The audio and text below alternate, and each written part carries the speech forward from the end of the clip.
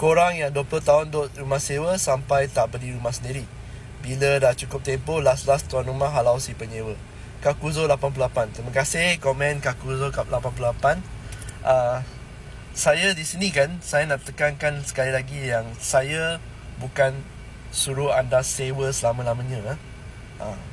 Saya nak tekankan yang saya sendiri berpegang pada prinsip yang setiap orang perlu memiliki satu rumah untuk duduk sendiri.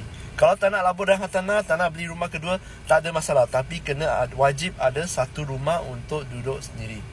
Yang kedua, saya dalam akaun ni, dalam video saya selalu tekankan yang saya tidak menentang anda beli rumah. Tapi saya menentang orang yang beli rumah tanpa berfikir masak-masak. Jangan beli rumah yang bank kata anda layak, tapi beli rumah yang anda mampu. Okey, ada banyak beza. Dan saya ada huraikan banyak di video sebelum ni.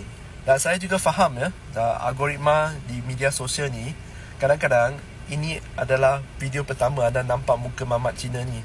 Dan anda tak tahu je apa yang saya cakap di belakang. Okey?